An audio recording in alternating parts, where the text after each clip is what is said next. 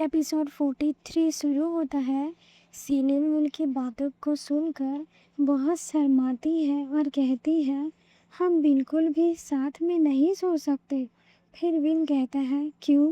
हम पहले भी तो साथ में सोया करते थे ना। फिर सीलिन पूछती है, क्यों? क्यों से तुम्हारा क्या मतलब है? अब चीज़ें पहले से बहुत अलग है। फिर विल सीलिन को पकड़ता है और कहता है, एक बार जब हम राजधानी वापस चले गए तब हम ऐसे साथ समय नहीं बिता पाएंगे।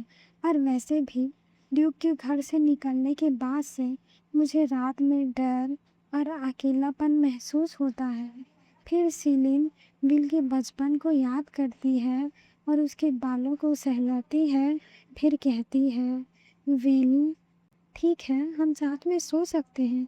फिर विल सीलिन को हग करता है और बोलता है, थैंक यू सीलिन, मैं तुमसे बहुत प्यार करता हूँ। फिर विल मन में कहता है, तुम सच में बहुत दयालु हो। फिर सीलिन से पूछता है, ठीक है, मैं लाइट बंद कर रहा हूँ। फिर सीलिन कहती है, हाँ प्लीज़ कर दो।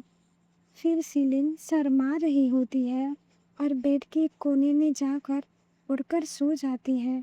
फिर विल पीछे से उसे पकड़ता है और कहता है, गुड नाइट सीलिन। विल को ऐसे पकड़ते देखकर सीलिन सोचती है, क्या वो इसी पोजीशन में सोने वाला है? फिर विल कहता है, चलो इस पूरी ट्रिप के टाइम हम हर रात ऐसे साथ सोते रहेंगे। फिर सीलिन बोलती है, क्या? और नर्वस होकर सोचती है, ऐसा कोई तरीका नहीं है कि मैं एक हफ्ता ऐसे सरवाइव कर पाऊँ। फिर विल सीलिन के कमरे से बाहर निकलता है। तब रिचर्ड उससे कहता है, तुम गंदे इंसान अंदर क्या कर रहे थे? तुम जानते ही कि क्या हो? फिर रिचर्ड पूछता है, क्या तुम वापस महल जा रहे हो? फिर विल जवाब देता है, हाँ। फिर रिचर्ड विल से कहता है, राजकुमार होना सच में मुश्किल होगा ना। टेलीपोर्टेशन स्पेल्स बहुत ज़्यादा एनर्जी खर्च करते हैं। फिर विल बोलता है, कोई बात नहीं, मैं सुबह तक वापस आ जाऊंगा। फिर विल जाता है। तब रिचर्ड उससे कहता है, अपना ध्यान रखना। फिर विल एक कमरे में जाता है और अपना हाथ बढ़ाता है और क्रिस्टल बॉल को छूता है। फिर कहता है, महल की ओर चलो। फिर वह टेलीपोर्ट होकर महल चला जाता है।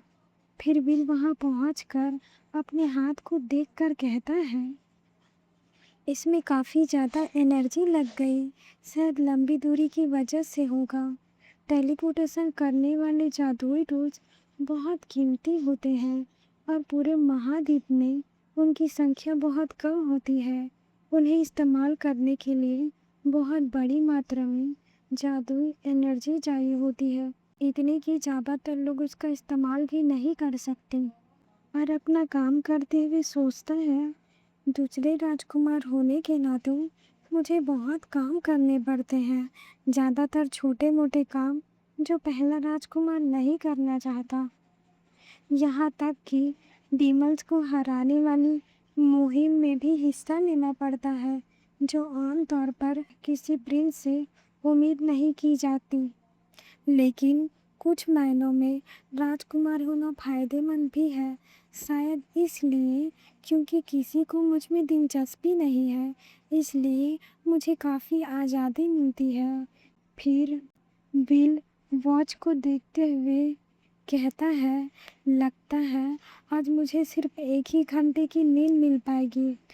और टेडी को देखकर सीलिंग के बारे में याद करते हुए सोचता है, अगर ये हमारे साथ होने वाले फ्यूचर के लिए है तो मैं कुछ भी करूँगा।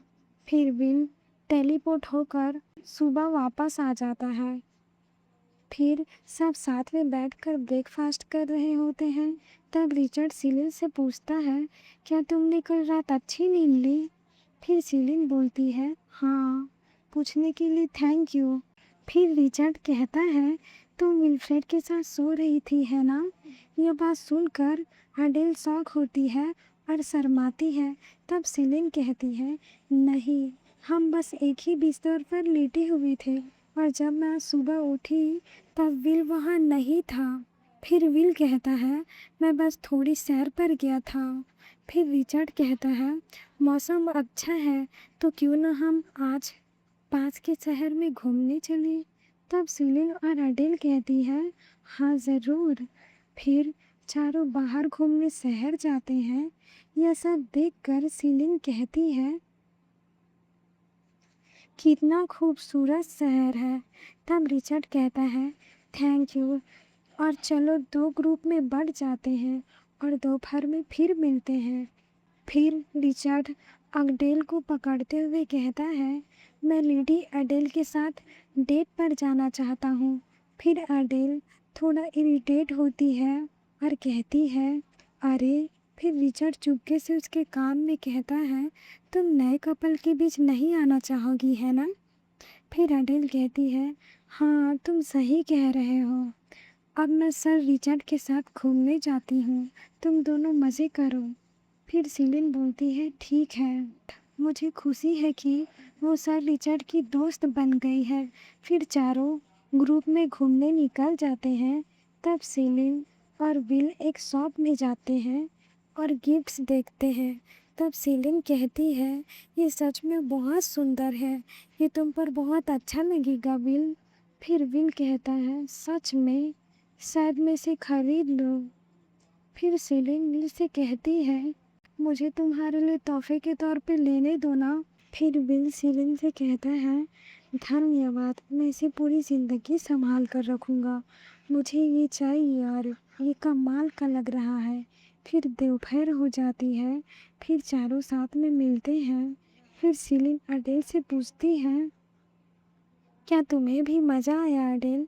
फिर अडेल जवाब देती है, हाँ, और लगता है लॉर्ड रिचर्ड को उसके इलाके के लोग बहुत प्यार करते हैं। फिर विल सीलिन को कहता है, सीलिन चलो हाथ पकड़ते हैं। फिर सीलिन खुश होती है और विल का हाथ पकड़ती है और कहती है, ओ विल। फिर दोनों एक दूसरे को देखकर स्माइल करते हैं। फिर रिचर्ड और अडेल भी दोनों को साथ देखकर स्माइल करने लगते हैं। फिर रात को विल फिर टेलीपोर्ट होकर महल जाता है और अपना काम ख़त्म करके वापस आ रहा होता है और कहता है, अब मुझे वापस जाना चाहिए। सीलिन शायद नोटिस कर लेगी कि मैं गायब हूँ। फिर उसे जाते हुए प्रिंस लुइस देख लेता है और उससे पूछता है, क्या तुम सीलिन के साथ मार्किस के इलाके में नहीं गए थे। फिर विल कहता है, तुम्हें उससे क्या मतलब है। तब प्रिंस कहता है, ये मत सोचो कि तुम हमेशा सहानुभूति के सहारे उसे अपने पास बंद कर रख सकते हो। सीलिन तुमसे प्यार नहीं करती और वो तुम पर भरोसा भी नहीं करती। उसकी बात सुनकर विल वहीं पर रुक जाता है और मिस उसे चिढ़ाते हुए फिर कहता है, मेरा अंदाज़ा है कि उसने तुम्हें ये भी नहीं बताया होगा कि उस दिन वो मेरे साथ थी। उसने तुम्हें इसलिए दूर भेजा था ताकि वो मेरे साथ रह सके। विल फिर ये सभी बातों को सुनकर शॉक हो जाता है